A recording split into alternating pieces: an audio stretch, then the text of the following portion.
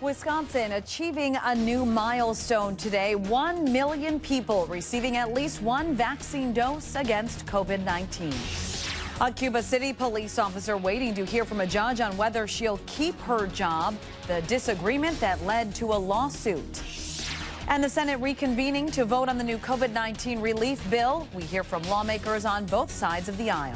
Live from the WMTV studios, your news authority. NBC15 News at 4 starts now.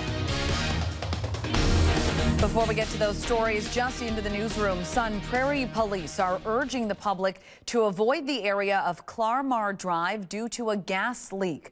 Police sent out the alert around 3 this afternoon, asking residents to avoid that area of Clarmar Drive between West Main Street and Sunfield Street.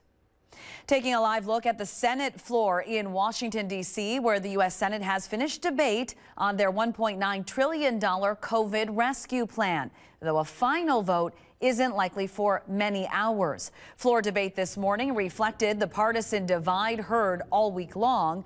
Democrats asserted it's the large boost needed to successfully combat the pandemic. Republicans called the bill a grab bag of progressive spending priorities. This legislation is the most consequential and significant legislation for working families that Congress has debated for many, many decades. This isn't a pandemic rescue package. It's a parade of left-wing pet projects that are ramming through. They're ramming through during a pandemic. The Senate is likely to spend hours voting on individual amendments to the bill before a final vote. Final debate was delayed after Republican Senator Ron Johnson requested the entire 628-page bill to be read aloud, a process that took almost 11 hours. More on the Senate bill. The federal unemployment benefits would be extended, but the weekly payment would be lowered. Senate Democrats agreed to lower the unemployment payment to $300 a week, but extend the coverage by a month through September. That's $100 less than the bill that passed the House, which funds the benefit through August. The change will also be voted on later today as an amendment to that Senate bill. Now, this comes as the February jobs report was released. The Bureau of Labor Statistics says the U.S. added nearly 380,000 jobs last month. The increase comes after 166,000 jobs were added in January, and following a loss of more than 300,000 in December. The unemployment rate also dropping to 6.2%.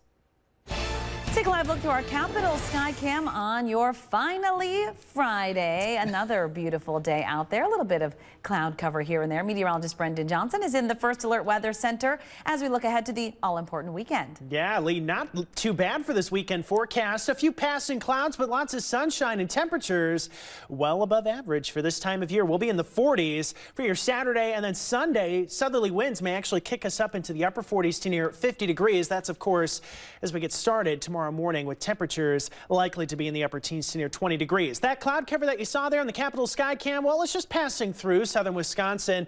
There are some snow crystals actually materializing in the cloud deck, but not actually making it to the ground there in eastern Iowa. We'll have a few passing clouds here and there. Temperatures falling from the 30s down into the 20s overnight, and we're looking at lows to really bottom out in the teens to near 20 degrees in Madison. Now, that warm up we've been telling you about, 50s to eventually 60s, well, it's met with some rain by the middle of next week. We're going to talk more about this system and that 7-day forecast in just about 10 minutes.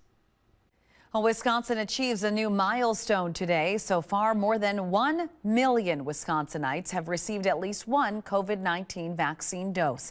That's about 18% of the state's population. State health officials also say 1 in 4 Wisconsinites age 65 and older has been fully vaccinated, and 3 in 5 among that population have received their first dose. More than 500,000 Wisconsinites are fully vaccinated. This promising COVID-19 news is partially why some local students are returning to the class. Starting next Tuesday, Madison kindergarten students will be back in the classroom. It's the beginning of a phased return to in-person learning for the school district. At Olson Elementary School, 66% of students have opted to return in person. The principal says there will be challenges with new technology as teachers begin a concurrent instruction model. Beyond that, we know that there's new technology that they're going to have to get used to, but just like we had to get used to that in the fall with virtual learning, we know that they're going to adapt. It's just going to take a little bit of time, and we have staff in the building that are ready to support that as well. Concurrent means the teachers will be teaching those in-person students at the same time they work with students who are logging in virtually. MMSD will begin phasing in 1st, 2nd, and 4K grade levels starting on March 16th.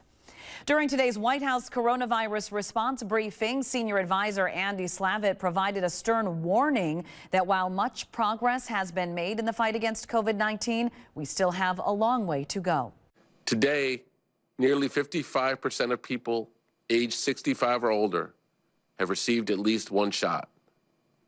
Altogether, we've administered more than 82 million shots, more than any country in the world. And we've opened or expanded more than 450 community vaccination sites. Officials are asking that everyone double down on prevention measures, especially as masks are coming off in more states. Texas and now Alabama are set to end their statewide mask mandates. In all, 17 states will not require face coverings. Still ahead at 4, why a Cuba City cop, that is, felt it was within her right to leave work after an argument with her superior. And have you ever been in control of your dreams? Meteorologist Brendan Johnson will walk us through a new and fascinating study on lucid dreaming.